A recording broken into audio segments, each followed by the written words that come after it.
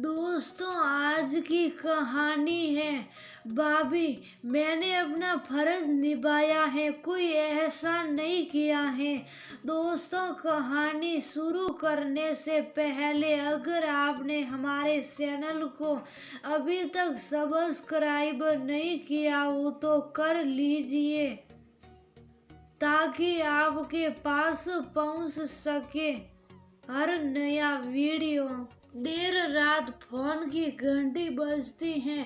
रमेश बाबू घबराए से उठकर देखते हैं। आखिर रात के सन्नाटे में घंटी की आवाज डरा देती है। किसी अनहोनी की आशंका से उनकी नींद झट से खुली।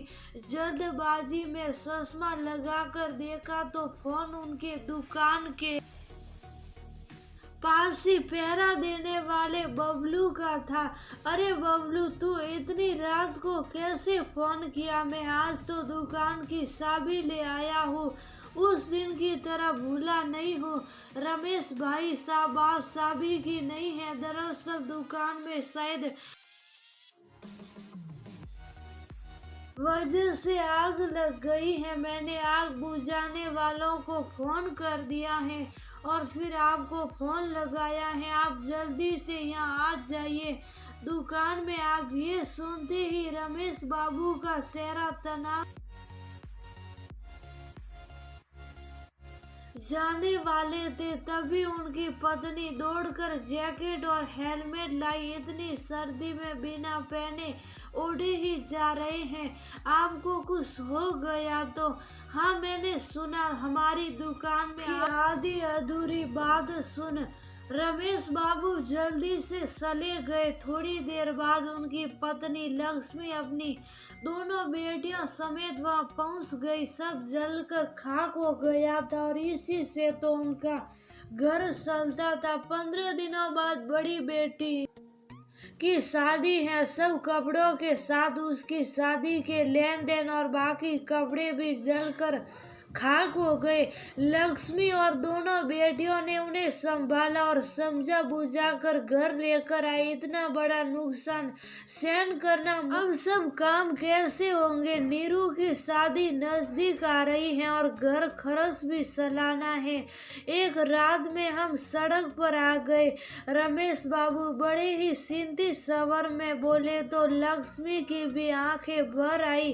किसी से उधार ले भी लूं तो कैसे चुकाऊंगा मैं? नीरू के ससुराल वालों को क्या जवाब दूंगा? थोड़ी देर बाद फोन की घंटी बजती है। रमेश बाबू की छोटी बहन अनीता है, उसी का वीडियो कॉल था। दुकान के जलने की बात सुनकर उसे भी काफी दुख हो रहा था। रमेश बाबू ने उससे ज्यादा बात नहीं की और फोन रख दिया। अगली सुबह वह उनके घर आई।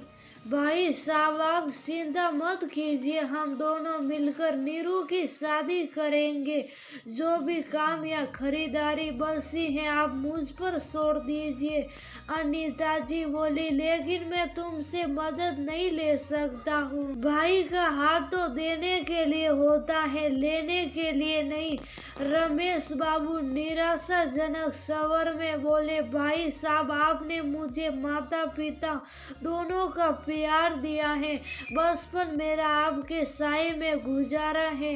मेरी पढ़ाई लिखाई शादी ब्याह सब आपने किए हैं। आप कभी अपने फर्ज से पीछे नहीं हटे, तो आज मेरी फर्ज निभाने की बारी है।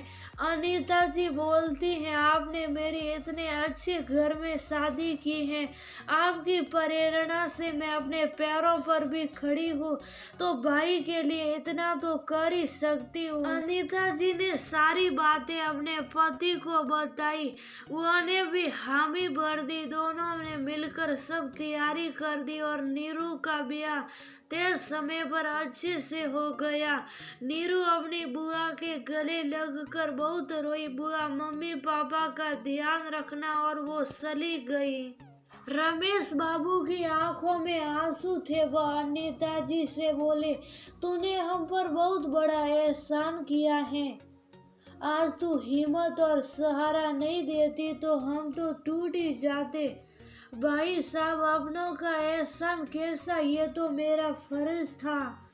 क्या सारे फर्ज भाई के ही होते हैं, बहन के कुछ नहीं होते हैं। आपने आपने अब सभी फर्ज निभाए हैं, तो ये बहन कैसे पीछे रहती। रमेश बाबू की दुकान की फिर से मरम्मत करवाई गई और फिर से अनीता जी की मदद से नया माल मंगवाया गया। धीरे धीरे उनकी जिंदगी की गाड़ी पटरी पर आने लगी। तब तक उनकी बहन ने उनका पूरा साथ दिया और कुछ महीनों बाद सब ठीक हो गया। रमेश बाबू को फिर से अच्छी आय होने लगी। वो कुछ रुपए लेकर अपनी बहन के घर गए। थोड़े से रुपए तो रख, बाकी का मैं धीरे धीरे सुखा दूंगा।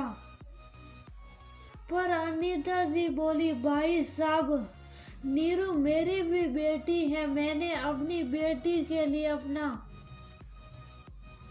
फर्ज निभाया है और उसकी कीमत मैं नहीं लूंगी।